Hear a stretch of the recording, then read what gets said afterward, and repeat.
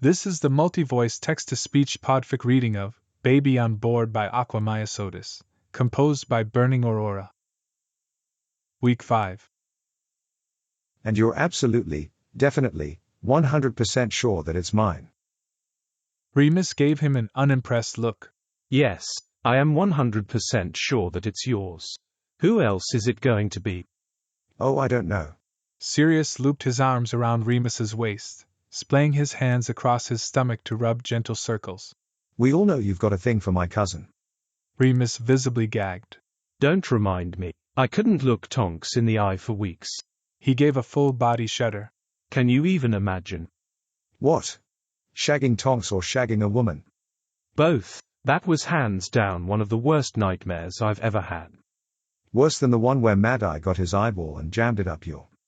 Remus shoved him, hard. Shut up. I wish I'd never told you about that. Sirius just laughed, and tugged Remus back against him, kissing the top of his head. Show me again. Maybe I don't want to. Please. Sirius tried to cajole. He dropped to his knees and pressed a flurry of kisses over Remus's belly. Remus made a noise that sounded like harumph, but Sirius could see he was biting back a smile. Please. He tried again. When I was stuck in Azkaban. If you try the rotting for 12 years in Azkaban line with me one more time, Sirius Black. Sirius nipped at the soft strip of skin just visible between shirt and trousers, smiling at the audible hitch of breath from above him. Okay. He mumbled and then looked up to catch Remus's eye. Please. He mouthed over Remus through his trousers. For Daddy. Fuck you. Remus bit out, his hips pressing forward involuntarily. I hate you. Sirius sucked softly, the light brown fabric darkening, and then pulled away to admire his handiwork. He got to his feet and took Remus's face in both hands. And don't think for 1 second that this is for you. Remus closed his eyes as Sirius pushed a solid thigh in between Remus's legs and bent to lick a hot stripe up his neck. Course not. Sirius pulled Remus forward, encouraging a slow, dirty grind. This. He rolled his hips hard, reveling in the low groan that bubbled out of Remus's mouth. Is definitely not for me. Smug bastard. Remus threw back at him, leaning his forehead against Sirius's shoulder. Don't you dare stop. Wouldn't dream of it, darling. He ran his hands round to cup Remus's arse, and then continued the slide so they were pressed up against each side of Remus's flat stomach. Gorgeous. There's nothing to see yet. Remus breathed out, the shudders running through him becoming more pronounced. Won't be for a while, I wasn't talking about the baby, my love. Just you. So soft. He bent to nip at the underside of Remus's jaw. So perfect. He pressed his knee more firmly against Remus. And so good, carrying our baby so carefully. Ah.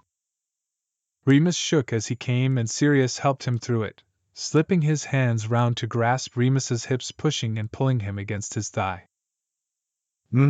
He hummed as Remus slumped further against him, breathing hard. Beautiful thing. Feeling better. Sicky, came Remus's muffled response, and Sirius laughed, and with a gentle wave of his hands he heard Remus sigh. There we go. He coaxed Remus upright to stand on his own 2 feet, brushing the sweaty mop of curls off his forehead. What? Remus asked him suspiciously, face still flushed. Oh, nothing. Sirius shrugged, a smirk clearly painted on his face. Just that I think someone has a new kink unlocked. Oh my God, shut up. Remus reached out and hit at Sirius's chest weakly. No, I do not. Really? Because I could have sworn that 30 seconds ago you were falling apart in my arms over some sweet words. Don't flatter yourself. Remus grumped. I'm pregnant and horny. And anyway, before you so rudely interrupted me with your stupid thigh, you were wondering whether it was yours or not. Sirius's face softened. I was joking, You know that. Well, it wasn't a very nice thing to joke about. When you got yourself locked up in Azkaban. Don't you try the waiting for me for 12 years while I was in Azkaban line with me, Remus Lupin. They both looked at one another, and then burst out laughing, and Sirius pitched and swept Remus up into his arm, bridal style, kissing him soundly on the mouth. We've got to stop doing that. Remus laughed into Sirius's mouth.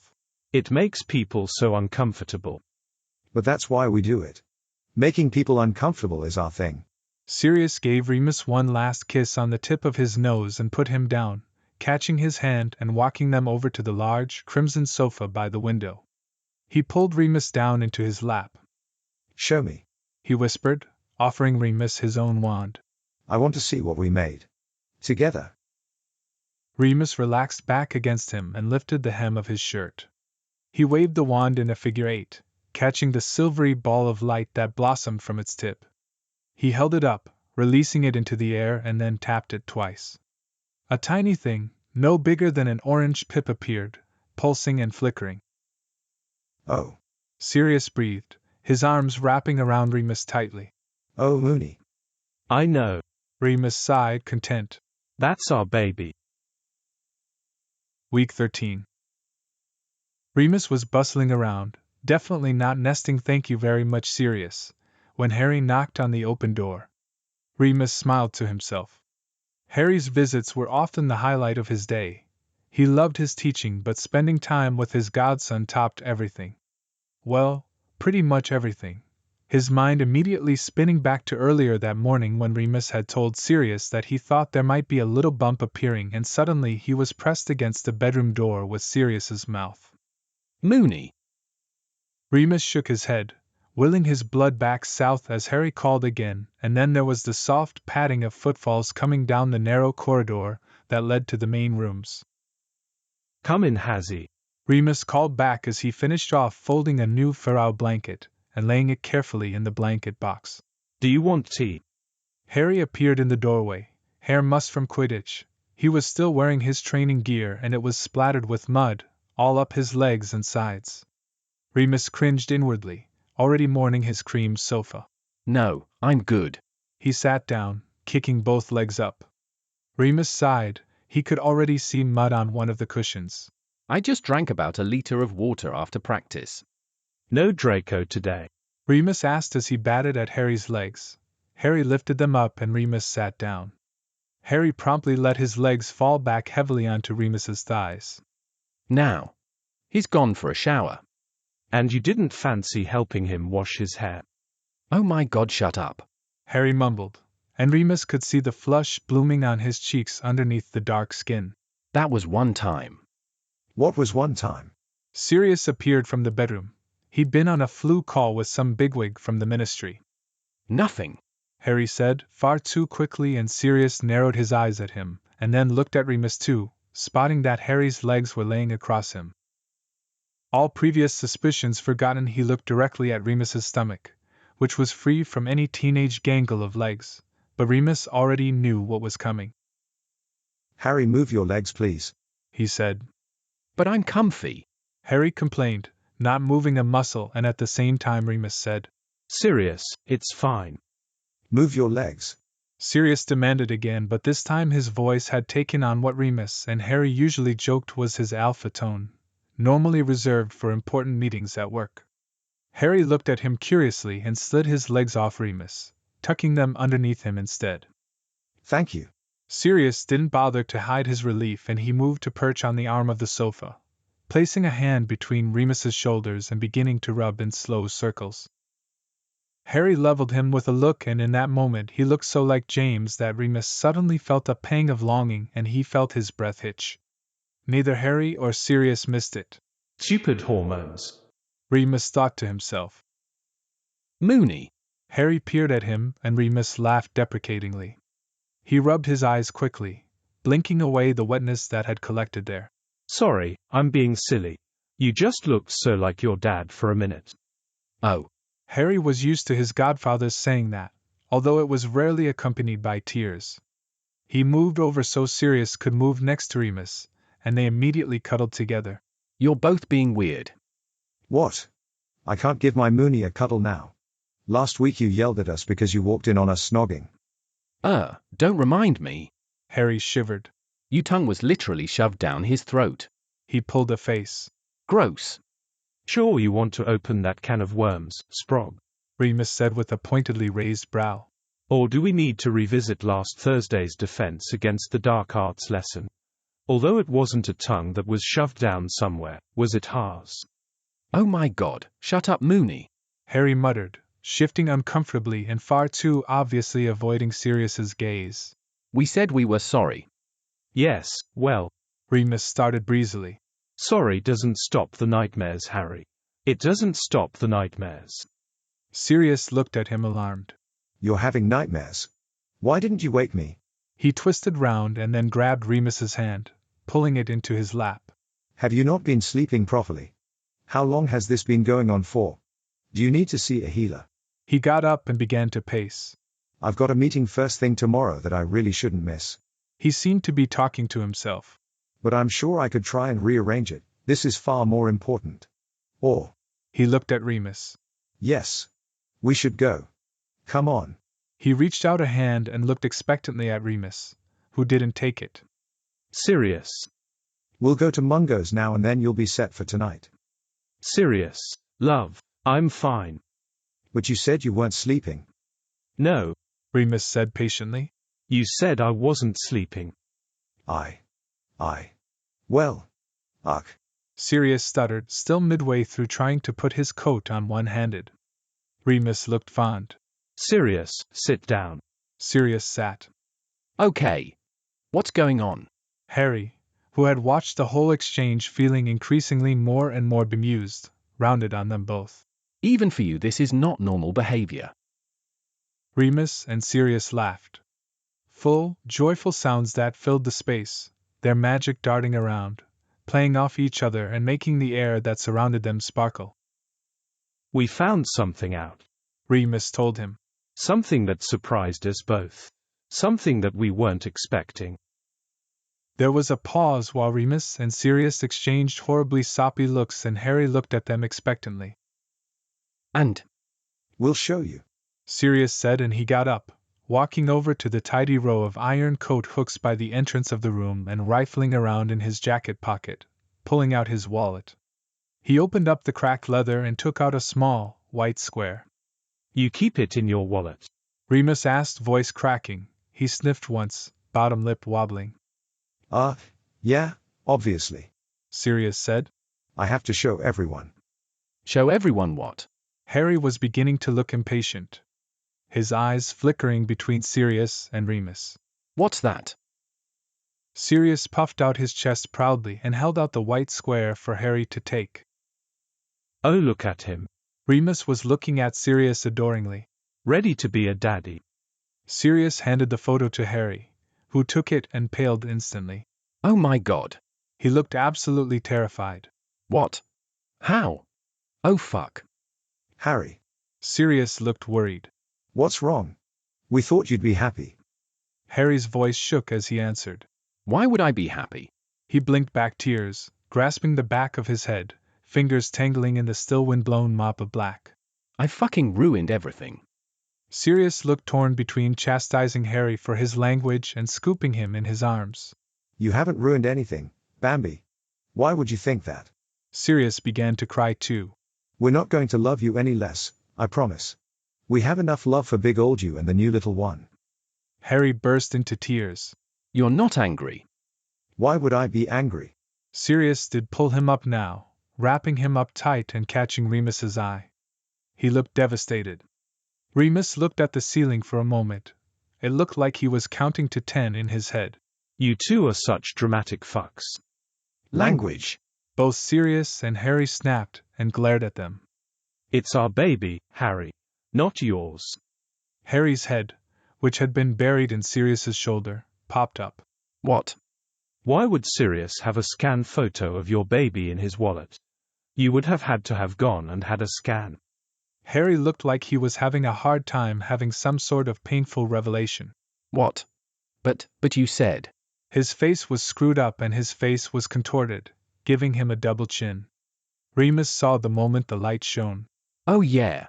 He sounded incredibly relieved. Sorry, panicked. I heard a question mark at the end of ready to be a daddy. You literally couldn't be more like James right now. Remus told him, prying Sirius's hands from Harry's arm. Hey! That's mean, you always tell me that my dad was. Oh my God! Harry shouted, making Remus jump. You're having a baby? Yes. Arg! Harry did a little spin on the spot, knocking Sirius sideways. I'm going to be a big brother. Oh my God. He sat down on the sofa far too close to Remus, the words just pouring from his mouth in excitement. When's it coming? How are you feeling? Do you feel terrible? Shall I make you a cup of tea? Oh, is it a boy or a girl? Actually, don't tell me. I want it to be a surprise. Can I name it? Can I come when you have it? Whoa, calm down, Hazzy. Remus took his hand and rubbed a soothing thumb over Harry's knuckles. June, I feel just fine. A little tired and nauseous, but that's it. I'm good for tea. We don't know yet and we won't tell you if you don't want to know. You can be part of the decision, yes, and yes, if you would like to. Wow. Harry breathed, looking odd. I can't actually remember any of the things I just asked you, but that sounds awesome. And he launched himself forward onto Remus. I'm so happy for you.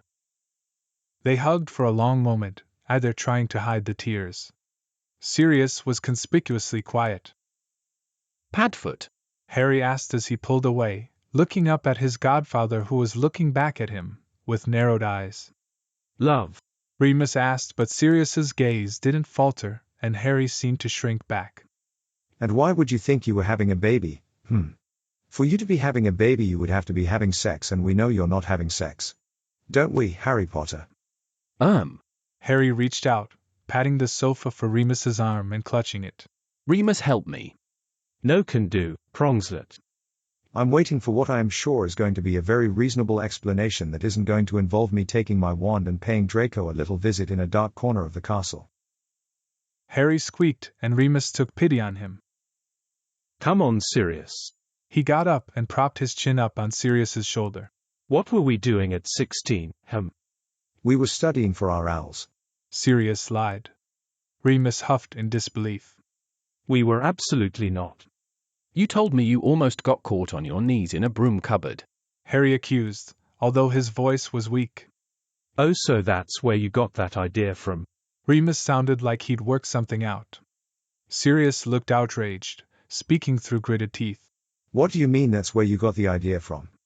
Remus looked at Harry. Run. Harry didn't think twice and legged it out the room. Week 17. Tell me why I'm nervous. Remus clutched at Sirius's hand as they stood outside the stone gargoyle that led up to the headmistress's office. He had a ball of something in his stomach, spinning like a top. It was making him feel queasy despite the morning sickness having more or less passed. Sirius brought their joined hands up and kissed Remus's knuckles. Pavlovian, darling. The gargoyle equals detention, always. You'd think almost 20 years later that response would have faded. Remus mused. But you're right. I do feel like I'm about to be told off. I'm scared, Pads. What happens if she's mad at us? Baby. Sirius cupped his face, pressing sweet kisses from brow to jaw. She's not going to be mad. She's going to be delighted. We're about to make her a granny. I will give you 10 galleons to actually say that to her.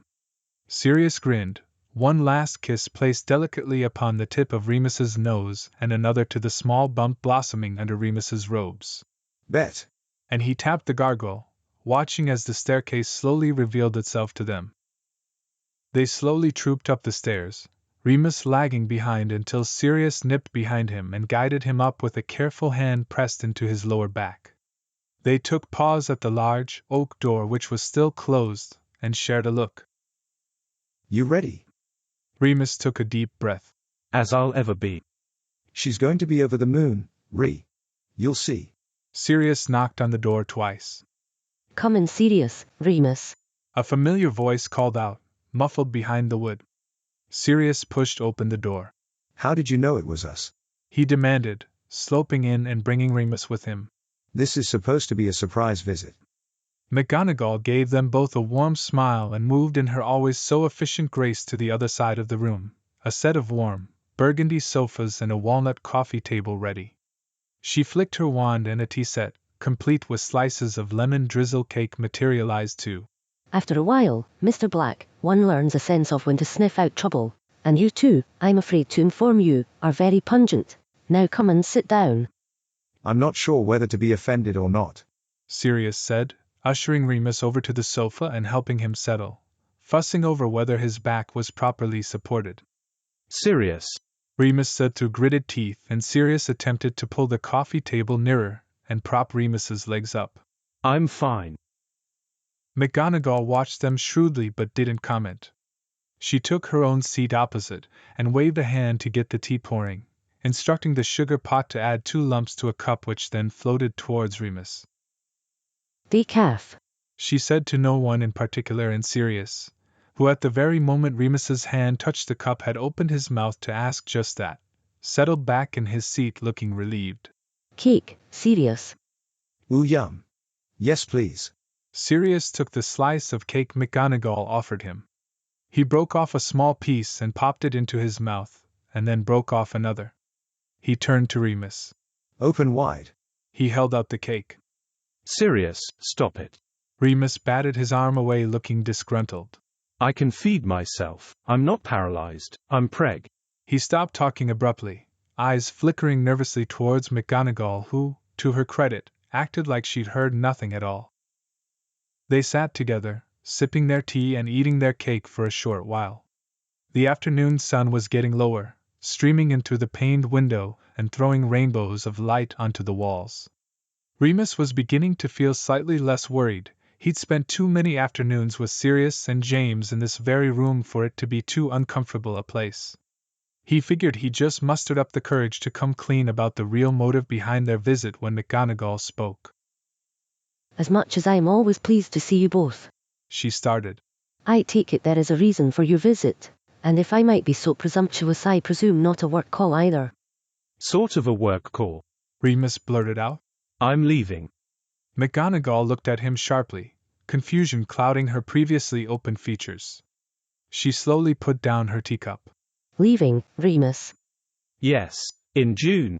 Remus croaked out, the feeling of nausea back twofold. I am very saddened to hear this, Remus. You will be well missed. I myself will miss your company immensely. Is this something you have been considering for a while, if I may be so bold as to inquire, or has something new and exciting presented itself? Remus looked at her, very much a rabbit in headlights. Bloody Merlin.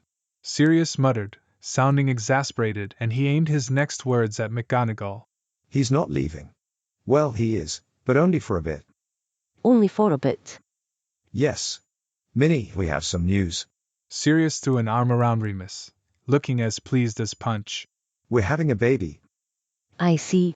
McGonagall rose stoically to her feet, looking down to address the 2 men. Her face was stern, brow creased and lips uncharacteristically thin. Well, boys, I can't say I'm surprised. A little disappointed that you weren't more cautious, but what's done is done. She paused, looking at their horrified faces. Sirius looked livid and poor Remus looked like he was about to cry. Her mouth twitched, a tiny movement, and only once, but Remus spotted it. Cow. He muttered under his breath, crossing his arms and pouting. McGonagall broke. I'm sorry, gentlemen, I couldn't help myself. I overheard your conversation as you climbed the stairs. The walls are magic to absorb what's being spoken and to amplify it into the office. Too many students formulating their last-minute alibis, I'm afraid. And then Remus, you just seemed so nervous. Boys, this is wonderful news. I cannot put into words how delighted I am for you both. She opened her arms and took a step forward, and both men rose to accept her embrace. They all sat back down, and McGonagall surreptitiously dabbed her eyes with a scrap of white silk, while Sirius placed a soft kiss on Remus's forehead. Are you feeling well, Remus? She asked, slipping the hanky up her sleeve. I must admit I have had my suspicions for some time now, helped along considerably by Mr. Black's recent behavior. Sirius looked completely unabashed. Need to look after my Minnie. He's carrying precious cargo. Indeed. McGonagall agreed. But I stand by what I originally stated at the time. There was no need to burst in and offer Mr. Lupin a foot massage in the middle of our faculty meeting. Sirius gave her a toothy grin. No harm, no foul. But we digress. The most important question now is, how are you feeling about your new moniker of Granny Minnie? Next to him Remus snorted, but there was no denying that McGonagall didn't look displeased at his words. As touched as I am that you wish me to play a prominent part in your child's life, might I remind you, Mr. Black, that I am not your mother, and as such, 12 years. Sirius wailed suddenly, cutting McGonagall off mid-sentence. 12 years left to rot in Azkaban, and now she tells me she wants nothing to do with my baby. My yet unborn child, before they've even taken their first breath, spurned by the one woman I have seen fit to call mummy. Yes, thank you, Sirius. McGonagall looked entirely unmoved. It seems you have forgotten the daily letters and monthly visits I bestowed upon you while your poor, long-suffering partner worked tirelessly to clear your name. Oh yeah. Sirius beamed at her. Was worth a try. Come on, Minnie, what do you say? Little one needs a granny on its papa's side. McGonagall pursed her lips and then her face split into a wide smile, so unlike her usual demeanor. I would be honored to be Granny Minnie. Yay. Sirius made to move in some sort of seated victory dance, full body wiggling and jostling Remus in the process. Remus just moved over to give him a wider range and looked at him. I can't believe you just called Professor McGonagall mummy. Week 24. The rolling Welsh hills seemed even greener, and Remus closed his eyes, content. They had been driving for about 3 hours now, having only stopped once to grab coffee and a quick snack. Remus was uncomfortable. He kept shifting in his seat. Sirius had noticed, of course he had, and Remus had had to have a very strong word with him when Sirius threatened to turn the car around and take him to the nearest hospital. Remus wanted to see his mother. Hope would be one of the last to know, something that Remus felt especially guilty about. They hadn't put off telling, but between Sirius's work at the ministry and Remus's busy teaching timetable they just hadn't had the chance to make the trip until now. They had discussed telling her over the phone, but both men decided that they wanted to see Hope's face when they told her the news. Remus. Remus felt a gentle hand caress his knee. He must have fallen asleep. He opened his eyes and yawned. Did you fall asleep? Sirius reached over to take his hand lying in his lap. He gave it a squeeze. Think so. Remus looked around, recognizing the surrounding countryside. We're nearly there. Yep. Sirius smiled, keeping his eyes on the road ahead. Are you excited? Definitely. Remus shifted again, a little flutter in his stomach making its presence known. I still feel guilty that she's the last to know. But she would have killed us if we'd told her over the phone, right? Sirius huffed a laugh. She absolutely would have. You couldn't have paid me to be on the receiving end of that phone call. He glanced in the rear-view mirror as they turned onto the pretty country lane that led to Hope Lupin's cottage, and Remus settled a little, a hand coming up to caress his ever-growing bump as the car jostled over the uneven road. I always expect it to look different, he commented as he looked out the window. But it looks the same. I always think it looks beautiful, Sirius said, and Remus couldn't deny him that. The hedgerows were a riot of color as the spring flowers made themselves known, and on the gust of a breeze, the blossoms rained down on them like snow. They pulled into the drive. Uh-oh. Someone's been waiting. Sirius nodded towards the house, and Remus looked over to see his mother standing at the open front door waving, her face lit up with a smile. She looked a little older, but then again, he supposed, so did he. He unclipped his seatbelt as Sirius shut off the engine. All right, then. He took a fortifying breath. You ready? Yep. Sirius gave him a quick kiss on the cheek. I can't wait. And he opened his door. Hope was already hurrying down the path towards the car, breaking into an almost jog as Sirius stepped out and opened his arms. Hope wrapped him up in a hug the moment she reached him, and Remus watched, his heart melting as Sirius kissed both her cheeks, and Hope said something that must have had to do with Sirius's hair if the way he laughed and then ran his fingers through it was any indication. Remus opened his own door and heaved himself out, the sound of it slamming making both Hope and Sirius look over. Hello, Ma. He called over as he made his way round the car. Hope gave Sirius's cheek one last pat and started towards him. My darling boy. She stopped, looking at him, and then, Oh, Remus. she rushed towards him. I can't believe it. Remus was confused for a moment, but opened his arms for his mother. But as she reached him, rather than stepping into a hug like he thought, instead she knelt in front of him, knees on the cold ground, and placed both hands on his stomach. Oh, my baby, She said, tears streaming. Well, hello there, little one. Remus looked down at her, shocked. What? How? Hope looked up at him. You are glowing, my lovely boy.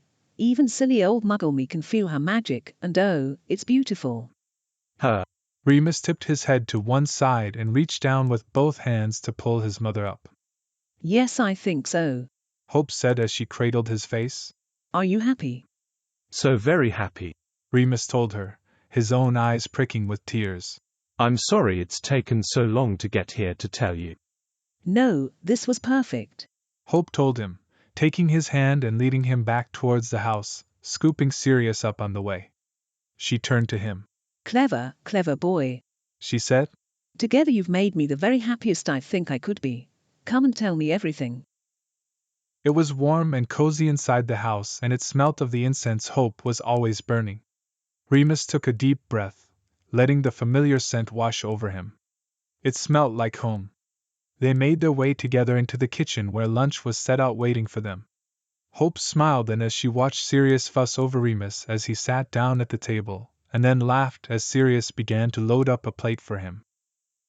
There's no point trying to stop him, Remus told her, exasperated. He'll do it anyway. Hope ruffled his hair. He's looking after you, Kari Ad. Let him. Thank you, Hope. Sirius stuck his tongue out at Remus. He's always fussing. He told Hope this as if it were a secret. It's almost as though he doesn't want a husband who dotes on him. Both Hope and Remus froze at the word husband, but Sirius didn't give any indication that what he said was noteworthy, now breezily loading up his own plate with ham and salad. Hope looked at Remus, who shrugged. This is news to me. Sirius. Hope said, and she sounded hopeful. Don't start, Ma. Remus said warningly. I don't know what he's talking about. Yes, you do. Sirius said as he shoveled a buttered new potato into his mouth. I remembered in the shower a couple of days ago that we've been married for almost 20 years now. What are you talking about? Remus was desperately trying to ignore his mother's gleeful expression. No, we haven't. Have to. Sirius said. And I have to say, Mooney, I'm feeling quite aggrieved that you don't remember. I think I would remember my own wedding. Ma, please can you sit down? But. Hope started, but Remus interrupted. He's gone mad. He waved a hand in Sirius's general direction. We're best off ignoring him. Rude. Sirius waggled his fork at Remus. I can't believe you don't remember. He closed his eyes with a nostalgic sigh. It was a glorious summer's day. The swallows were swooping, the breeze was breezing, the willow was willowing. Oh my God. Remus looked at him in disbelief and turned to Hope. He's talking about the time James Fake married us in 7th year. Less of the fake, thank you very much. Sirius said haughty. I think you'll find that James had a certificate. I think you'll find. Remus countered. That James made that certificate and he used the back of my potion's homework to do it. Eh? Sirius shrugged. Still counts. Remus scooped up a forkful of watercress. Right, of course it does. It does sound like it counts. Hope chimed in. If he had a certificate. Remus glared at her. Don't encourage him, Ma. He scolded. It doesn't sound like he needs any encouragement, dear. Hope said, and Sirius nodded in agreement. Thank you, Hope. He narrowed his eyes at Remus. At least I have someone's support on this matter. You're ridiculous. Remus told him. If I remember correctly, I have a vivid memory of you divorcing me not long after the marriage ceremony when I refused to let you borrow and copy the aforementioned potion's homework. Yes, but did you actually ever sign anything to finalize the divorce? No, of course I didn't. Remus threw his hands up, scattering peas all over the table. And I also never signed anything at the wedding either. Aha. Sirius crowed triumphantly. So you do admit that we got married? Remus held his hands up. No, I don't know what to do anymore. If this is your weird Sirius-esque way of asking me to marry you, then I am very, very confused. Hope actually clapped her hands together, looking at Sirius, who winked at her. Oh, Sirius. Is it? Remus looked at them both. You've both gone mad. Sad. Sirius said, and Hope patted his back consolingly. Don't worry, dear, he'll come round. Oh, I know. Sirius told her. He's just holding out until he sees the ring. Hope squealed as Sirius pulled a black, velvet box out of his pocket, tapped it once and then squirreled it back away. What? Padfoot? Remus began, staggered, but Hope waved him off. Eat your lunch, Remus John. That baby isn't going to grow itself. She poured him another glass of elderflower cordial, and then finally took her seat between him and Sirius. Now, boys, tell me, what do we think about a summer wedding? Week 30. 5 minutes. That was all the time it had taken for Remus to lose Sirius and Harry. It didn't matter that they had both sworn to stay by his side, big pleading eyes looking imploringly at him, promising him that they'd behave, but could they please go and pick out some things for the baby? Remus had agreed, of course he had, on the proviso that they would also look for practical items, like a pram. He puffed out his cheeks and let out a breath, looking around once more. Still no sign. He leant against the rack of baby grows he had been looking at and rubbed his belly, feeling a couple of answering kicks in return. He smiled. He had an idea. He pulled out his phone. Baby is kicking. He hit send and waited. A few seconds later there was an excited yelp from somewhere across the shop, and then Sirius was barreling towards him, Harry close on his heels. They both ground to a halt in front of Remus. Let me feel. Let me feel. Sirius reached out, trying to slide his hands up Remus's shirt. Hey! That's not fair. Harry was trying to barge him out of the way. You got to spend all morning having a feel. It's my turn. They tussled for a moment until Harry managed to twist Sirius's hand up behind his back. He grinned and stuck his tongue out at him. Loser! He cried, triumphant, and he reached out to place a hand on Remus's stomach. Baby's stopped now. Remus told him, and Harry made a slight noise of outrage. And moving swiftly on. Remus continued before Sirius could wind Harry up further. You both promised you'd stay with me. He went for the jugular.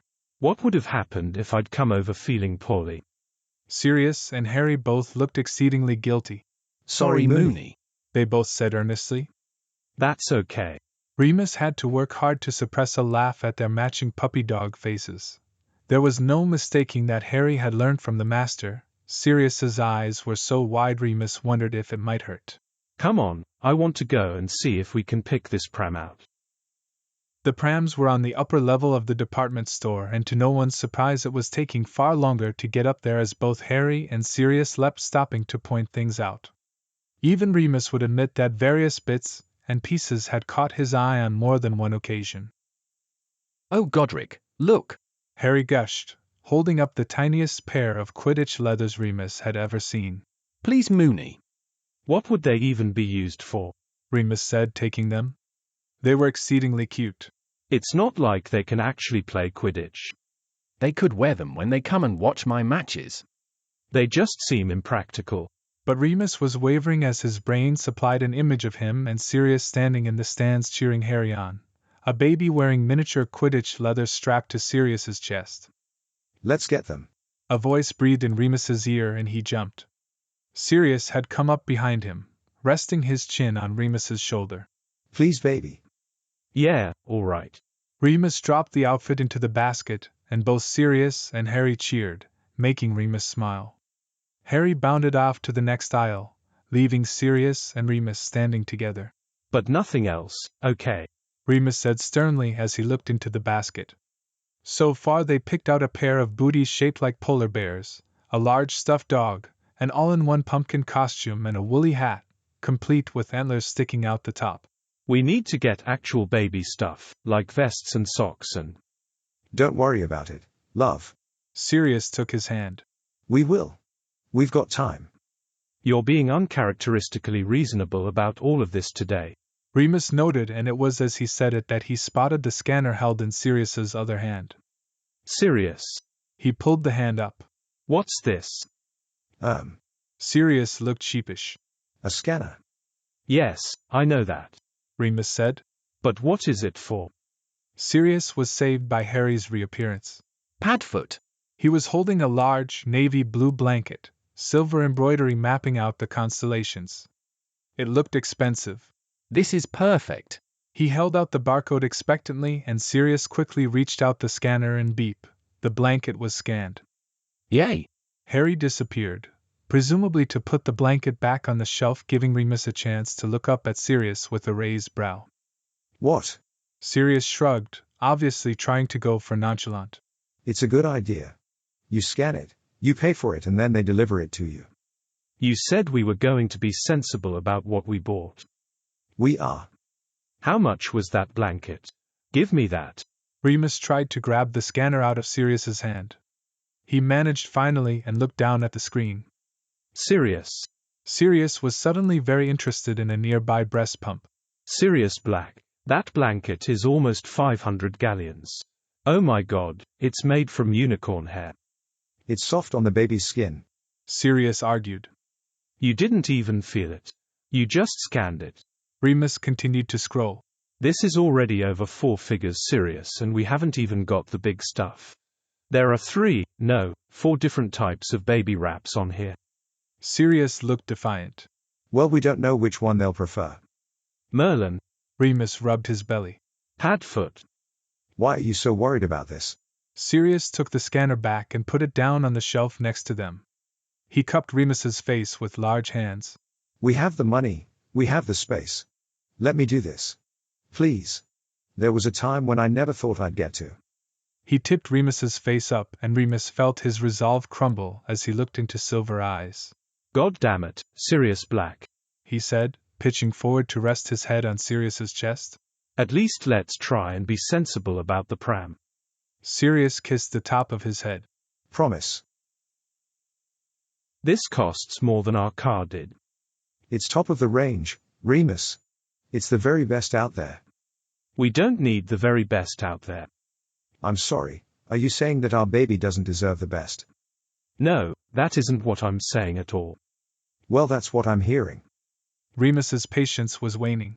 I'm just trying to point out that there are so many others that are hundreds of galleons cheaper that do exactly the same job. Well, I like this one. Sirius turned his back and addressed the sales assistant who had been watching the altercation with a bored expression. And you're able to attach a car seat to the frame. Yes. The assistant perked up at the potential of yet another thing to add to her commission. You just need the relevant adapters. And let me guess, those are extra. Remus deadpanned.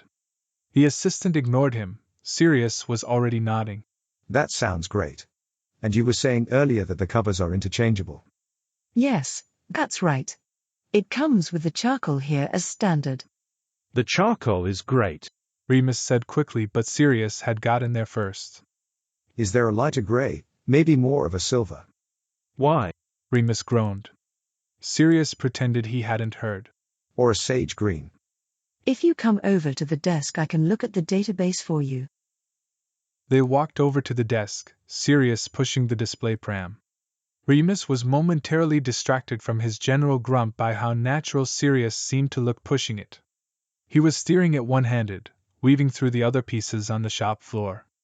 Sexy, Remus's brain supplied, the traitor. You want to go? Sirius let go of the handle while the sales assistant began to type into the computer. It handles nicely. Remus took the pram and pushed it back and forth. It was smooth. Bugger, he thought. I like it. Now it looks as though there is a sage green in the single, but the only silver covers that are coming up are for our double model. Your double model? Sirius's ears partially perked up. I don't think I saw that. No. The assistant gestured over to the left of the shop. It's in the area for those looking for a double stroller. Interesting. Sirius pondered for a moment. Would we be able to take a look at it? What? Why? Remus said. We don't need a double. He poked his stomach. There's only one in here. I know that. Sirius placed a hand on the bump and gave it a rub. But we don't know when the next one might come along. We might as well be prepared. The next one? Remus spluttered. Give me a chance to get this one out of me first before you start talking about sticking another one in there. Sirius just laughed. You're so funny, baby. He turned his attention back to the sales assistant.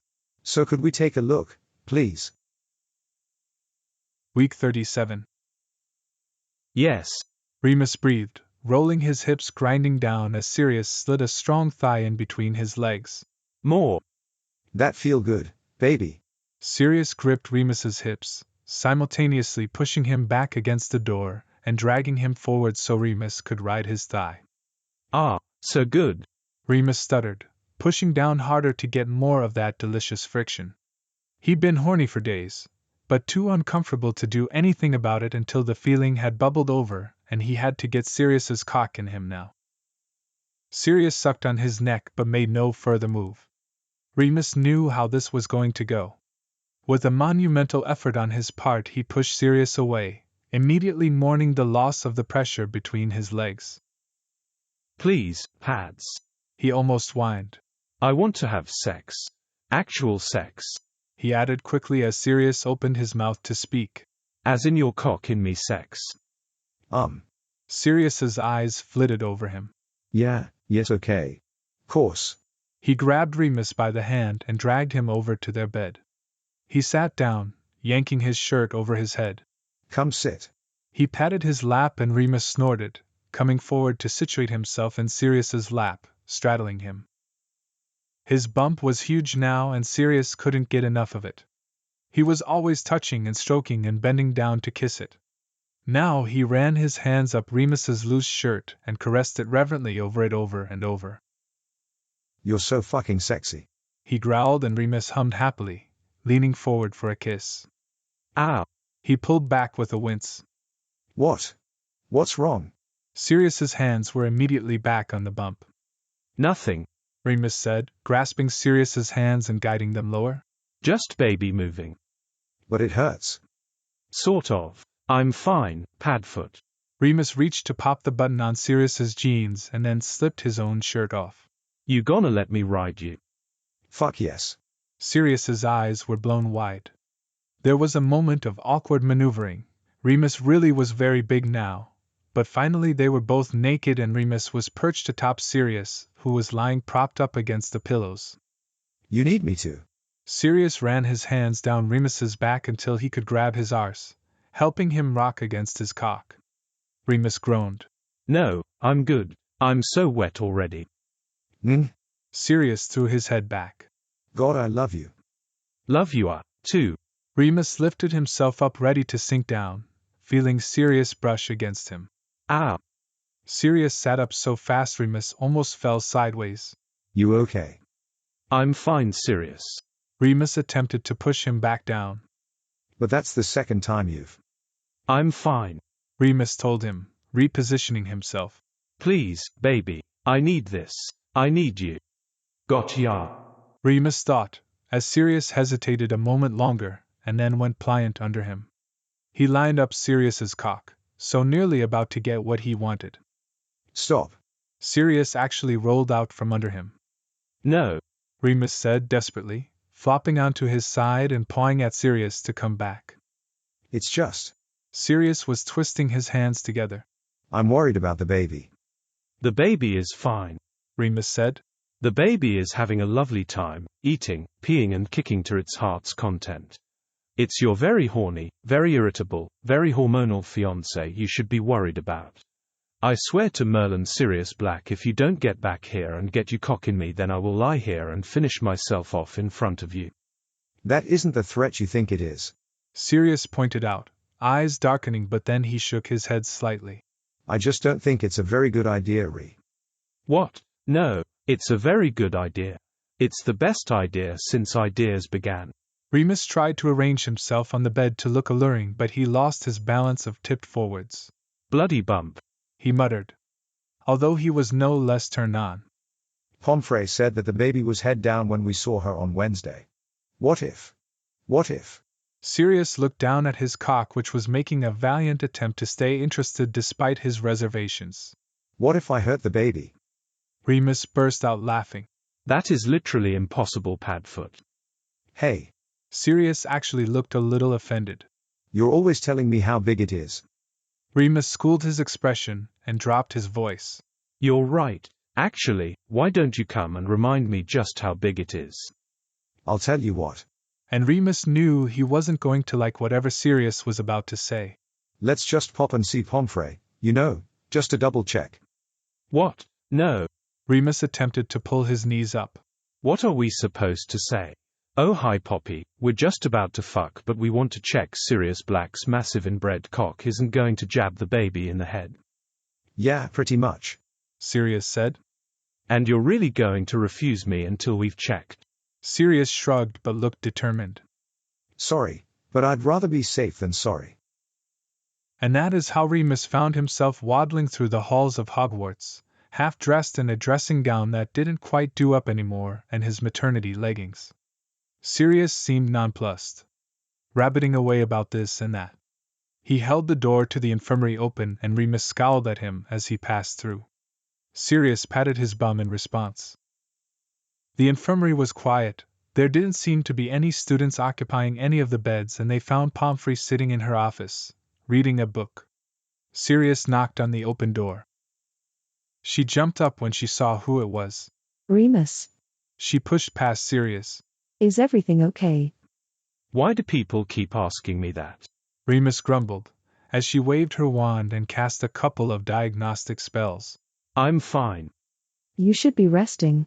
Poppy told him, ushering him into the room and knocking Sirius out the way. Sit. Remus sat. Hello, Poppy.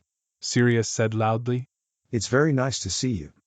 Yes, Mr. Black. She waved a hand over her shoulder. Now, Mr. Lupin, what can I do for you? Do you need a potion? A muscle relaxant? Have you been having pains? Only the pains in my arse.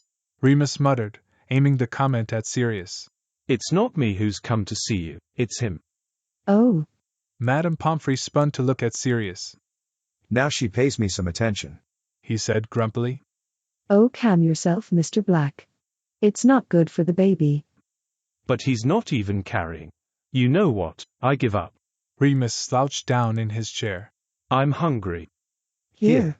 Both Sirius and Pomfrey produced a packet of biscuits out of thin air, and then proceeded to have a bit of a face-off in order to be the first to give them to Remus.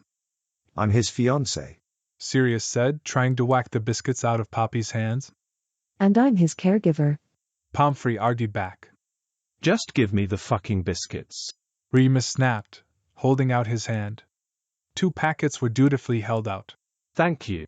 He looked at Sirius. Now ask your stupid question so we can go back to our bed. You have a question, Sirius. Pomfrey now seemed interested.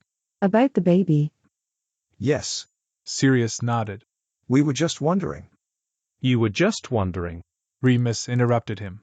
Don't bring me into this nonsense. Okay, yes. I was wondering, at this stage in the pregnancy, is it safe for us to be, participating in, You're wondering whether you can still have sex, Mr. Black. Yes. Madame Pomfrey huffed. I thought we had covered this in earlier sessions. It is perfectly safe to engage in intercourse, even in the latter stages of pregnancy, as long as Remus is comfortable and feeling well. She turned to Remus. Are you comfortable and feeling well?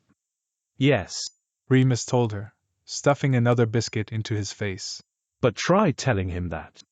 I am sure he is just looking out for your well-being, dear.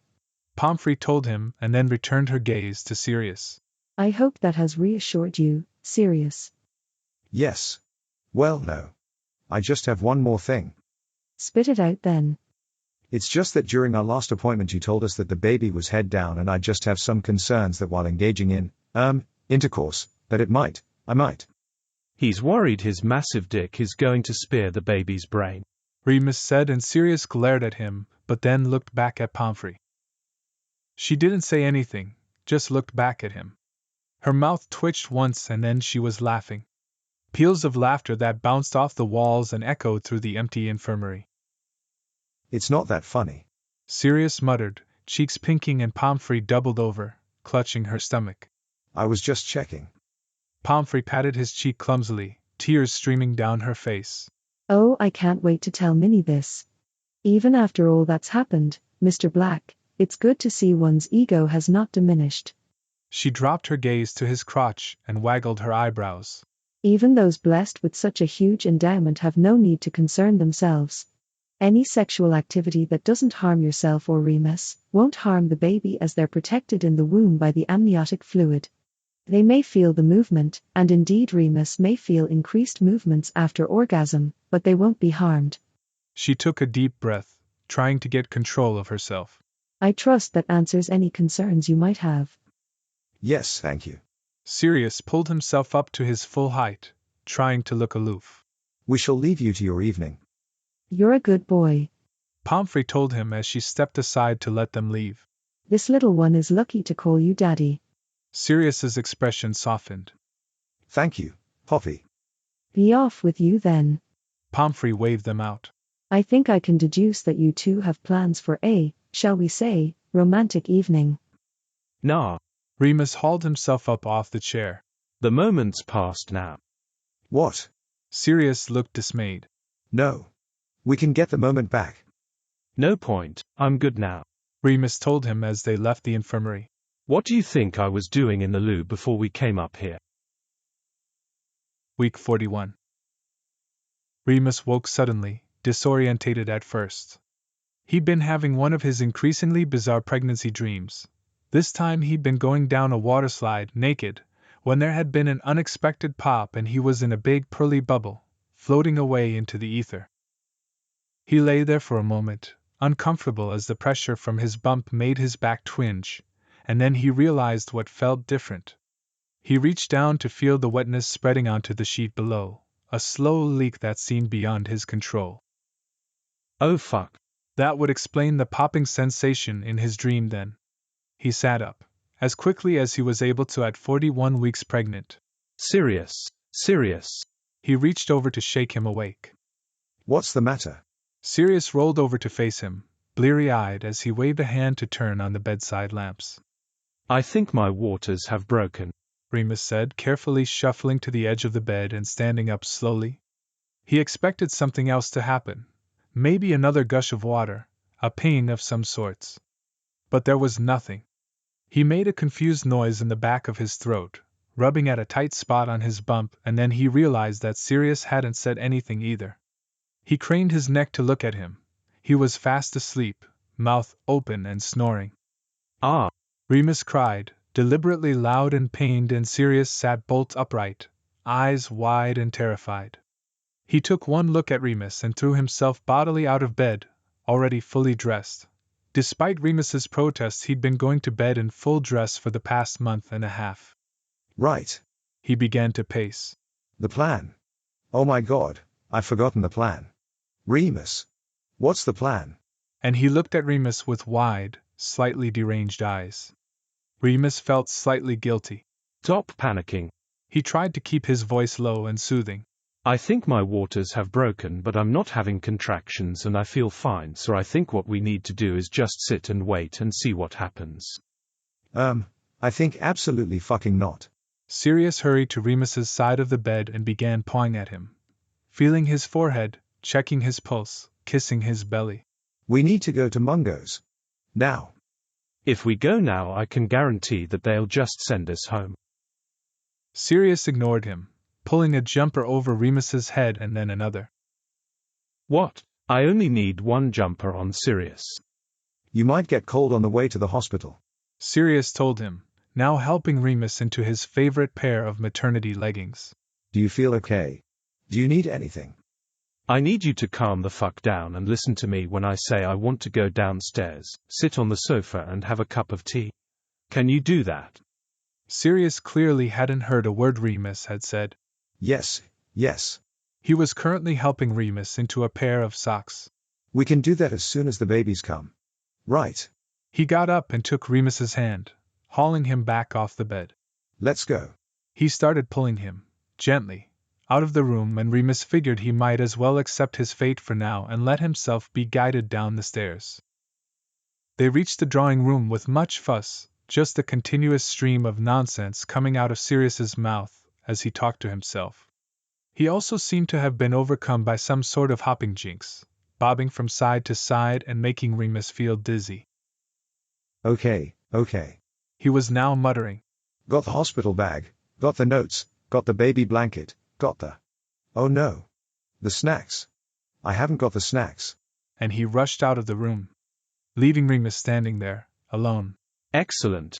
He sat down gingerly on the sofa, feeling a twinge in the lower back that seemed out of the ordinary. I'll just wait here then, shall I? Although he was only waiting another few seconds when Sirius returned, barreling into the room, laden with bags. Did you want your big pillow or shall I go and get your pillow from upstairs? I'll go and get the upstairs pillow, it'll help you relax more when you're in the hospital. I don't think anything is going to help me relax more while I'm in the hospital, Padfoot. I'm about to push a baby out of me. What? Right, yes of course. Sirius dropped his many bags. Oh my god. A baby. Oh my god, you're about to have a baby. My baby. The baby I put in you, oh fuck, what was I thinking? He ran his hands through his hair and tugged. I can't have a baby, Remus. I don't even know what sort of pillows they like. Sirius, you're spiraling. Remus reached out a hand towards him. Just come and sit down for a moment. We can have a cuddle. A cuddle? Sirius looked aghast. There's no time for cuddles, Remus. He actually turned full circle, losing his balance and stumbling. Fuck. Harry. He pulled out his wand and closed his eyes. A burst of silver erupted from the end of his wand and an enormous dog burst into existence. Tell Harry it's time. Sirius told the dog, which gave a solitary bark and whooshed out the room. Okay, it's go time, Sirius said, and he began to collect up the bags, tongue between his teeth, and he tried to balance the final one on his little finger. He took one last look at Remus and nodded briskly at him. Remus gave him a little wave, and he rushed forwards into the fireplace. He dropped the bags as he bent down to grab a handful of flue powder from the large terracotta pot on the hearth. St. Mungo's parental ward. He roared, and Remus watched as he whizzed out of sight. Remus let out an exasperated breath, giving his belly a little pat. The room was blissfully quiet now Sirius had gone, and the residual flames the flue powder had left behind were enough for the old embers to set light, casting the room in a calming, orange glow. Remus withdrew his own wand and conjured himself a cup of tea. He reckoned he had 5 minutes. And indeed 5 minutes later the fire burst back into life and Sirius appeared, looking sheepish. Hi. He stepped out and brushed the soot from his clothes. They told me to come back and bring the person who's actually having the baby. I thought they might. Remus finished his tea. Did you tell them I'm not actually in active labor yet? I did not. I just told them that you were having a baby. And now they're all waiting for you. Or just 1 or 2. Or 5. Don't be cross. Sirius rushed on as Remus opened his mouth, absolutely to yell at him for being ridiculous. What happens if the first 4 midwives are rubbish? For God's sake, Sirius. Remus tried and failed to get up, huffing, and he toppled back onto the sofa. Is there any way you're going to let me just sit here until I feel I need to go in? There is not. Right, looks like I'm going then, doesn't it? I told you, Remus said an hour later as they walked through the front door. I knew they'd just send me home. I'm not even having contractions yet. Behind him, Sirius slammed the front door shut, looking mutinous. Completely unacceptable. He threw Remus's hospital bag down by the umbrella stand. They didn't even check to see how dilated you are. How do you know the baby isn't coming within the next couple of hours if they don't even know how dilated you are? Remus rubbed his shoulders soothingly. I know, he cooed. You must be feeling very frustrated. I am. Sirius took a deep breath as Remus continued his ministrations, and he seemed to relax a little. I just want to know everything is all right. Remus slid his hands down Sirius's back, round his waist, and then turned him round to face him. It'll be fine. But can you promise? If only there was some way that I could check. He trailed off, and Remus's stomach dropped. He knew the look on Sirius's face all too well. That look never ended well, especially for Remus. No, Sirius. I could though. Sirius took a step towards and Remus took a step back. Come anywhere near me with those grubby fingers and I'll bite 'em off. As anticipated, his words did nothing to deter Sirius. You won't feel a thing. He began unbuttoning his cuffs and rolling his sleeves up in a move Remus found to be vaguely threatening. Just think how much more informed we'll be if I have a quick look. And you know what all those baby books said about being informed. Come on, let's go into the drawing room and you can lie on the sofa. No. Why not? Sirius almost whined. I know what I'm doing. I read that whole pamphlet they gave you at the birthing plan appointment. I know all about the different stages of dilation and how you can compare them to different fruits. In actual fact, I think Harry has already had a practice with a grapefruit. And before Remus could get a word in edgeways, he was stomping towards the bottom of the stairs. Harry. There was an answering crash. That definitely came from the nursery. And then Harry appeared at the top of the staircase. What? Why are you back? He started hurrying down the stairs. His hair was streaked in paint, and he had a split lip. He was also holding a muggle hammer. Remus's stomach dropped even further, and not from labor pains. Is there something wrong? Why aren't you in the hospital? Remus! You should be lying down. Would a cup of tea help? Let me make you a cup of tea. No time for that, Harry. Sirius met him at the bottom of the stairs and clutched at his arms.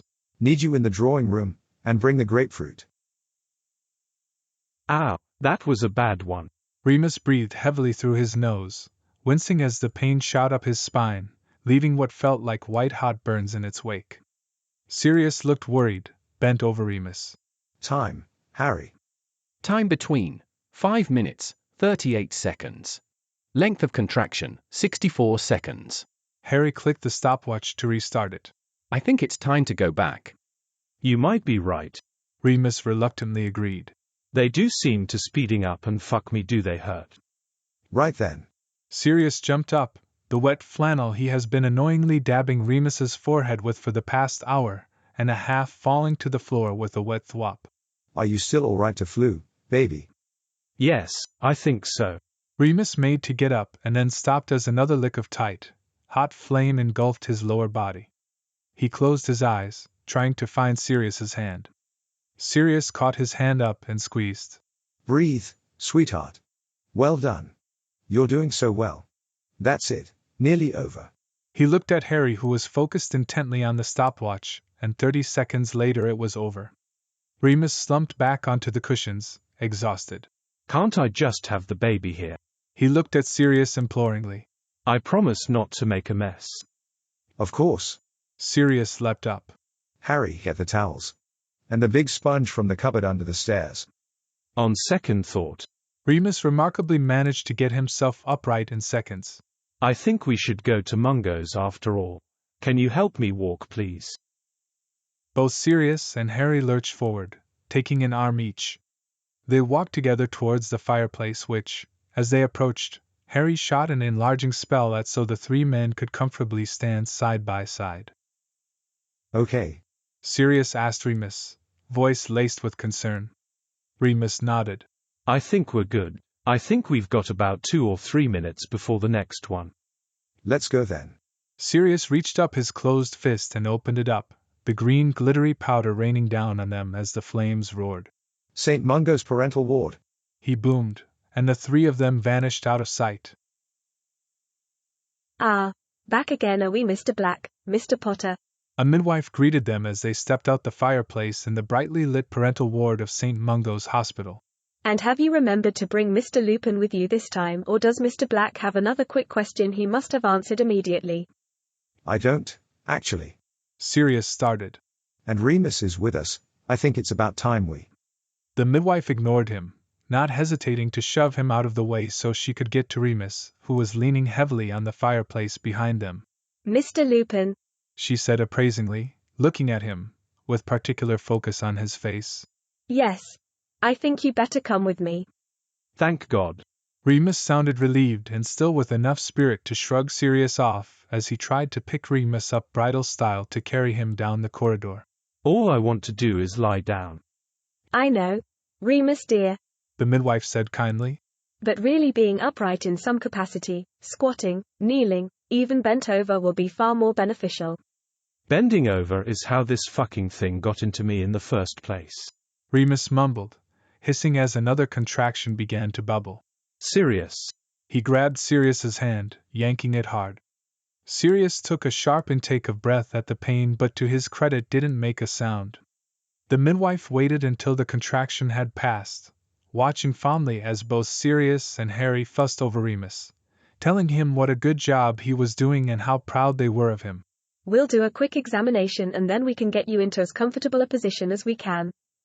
From the way things are progressing, I don't think it will be too long now. Yes. Sirius agreed as they continued the slow walk towards their room. Harry and I estimated that current dilation is around the size of a. Say the word grapefruit again, Black, and I swear I'll tell them I want you both banned from my hospital room.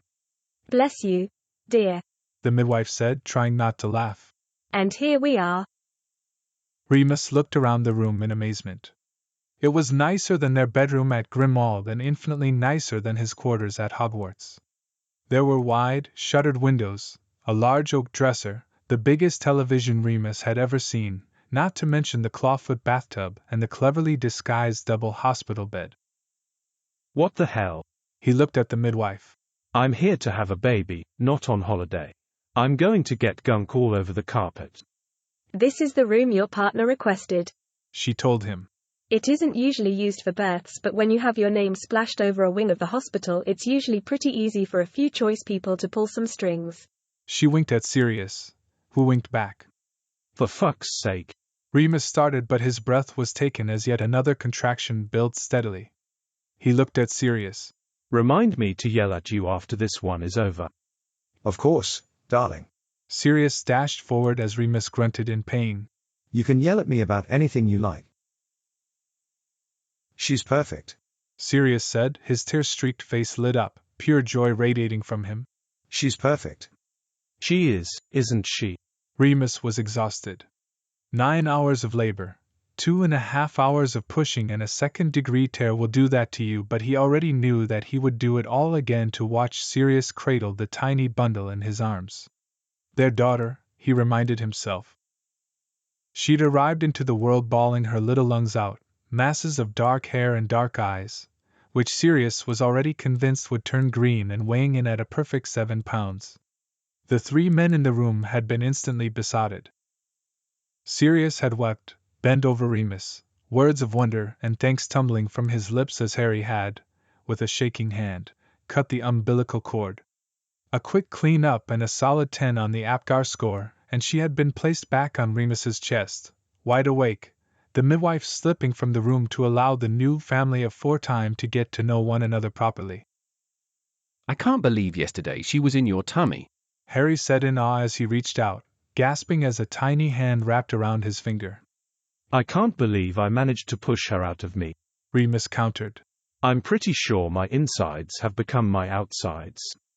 You were incredible, Sirius kissed his forehead and brushed a lock of still sweaty hair to one side. Absolutely unbelievable. He placed a gentle hand on the baby's head, thumb brushing her plump cheek. Look what we've made, my Moony. What should we call her? Harry was still wiggling his finger, watching besotted as she refused to let go. She's so tiny. She's like a little teddy bear. Remus looked at him and smiled. Haas, that's it. He looked at Sirius too. Bear? Sirius asked, although he sounded like in that moment he would let Remus call her whatever he wanted.